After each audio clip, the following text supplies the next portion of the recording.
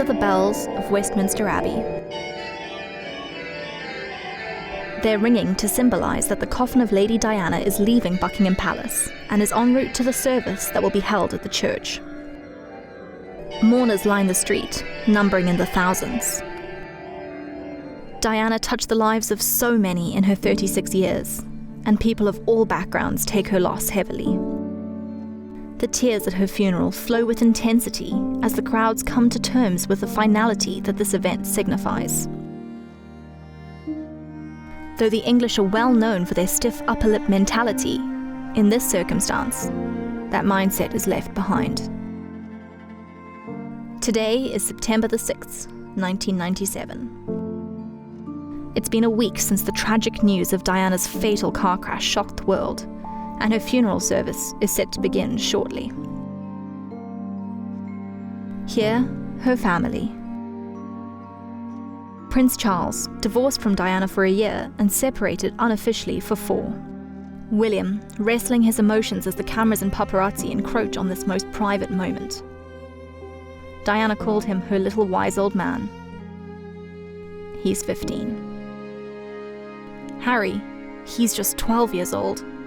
He always wanted to have a normal life, and instead he has to stand here, stifling his grief.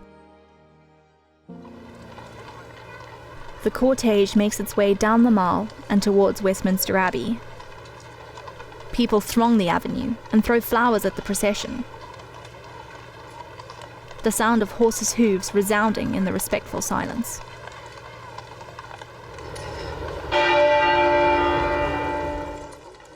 The mourners have come from all over for this historic funeral.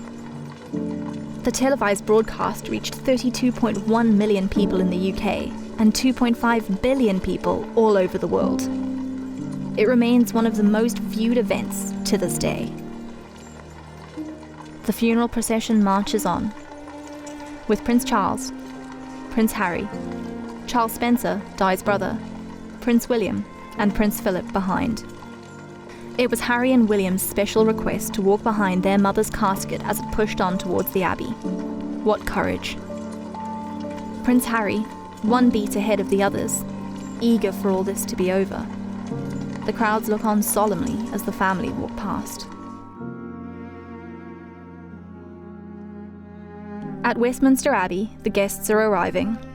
Elton John, who will sing Candle in the Wind, altered in tribute to Di, with new lyrics including Goodbye England's Rose. Hillary Clinton and Queen Nora of Jordan. Tom Conti, Tom Cruise, Nicole Kidman, Steven Spielberg, and Tom Hanks. Sting. Princess Diana meant so much to so many. Sian Kidd, Diana's mother, takes her place in the Abbey with Diana's sister, Lady Sarah McCordale.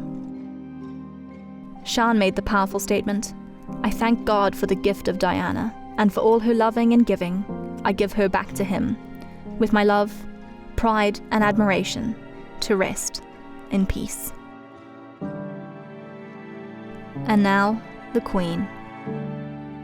She was accused of being particularly cold in her reaction, or lack of one, to Diana's death. This is one of the few times that the general public has been openly angry at the monarch, and her initial refusal to leave Balmoral Castle and return to London to mourn. The Queen was adamant that she should remain with her grandchildren and shelter them from the media onslaught. However, the Union Jack was flown at half-mast even without Her Majesty's presence at the palace, a very rare honour. Inside Westminster Abbey, the Queen walks with the Dean of Westminster, Wesley Carr. The Archbishop of Canterbury has no authority in the Abbey, a peculiarity meaning that the Dean will officiate the service.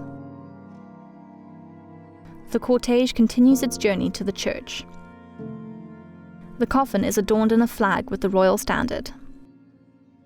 On top, white lilies, Diana's favourite flower. The horse-drawn casket enters the Abbey grounds, and pallbearers lift it inside. This great honour was bestowed on 8 Welsh guards, and they were led by Captain Richard Williams, the chief mourners following behind.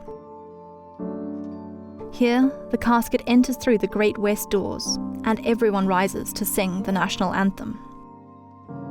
Amidst all the splendour and ceremony, one thing in particular stands out: The single handwritten word on a white envelope on top of the coffin: Mummy. To so many people, Diana was an icon, a legend. To Harry and William, she was a mother.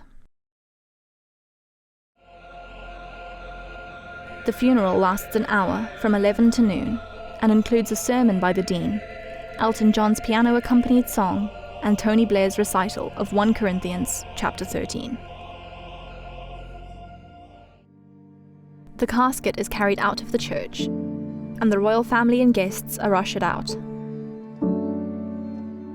The pallbearers lower Diana's coffin with the utmost care into a hearse.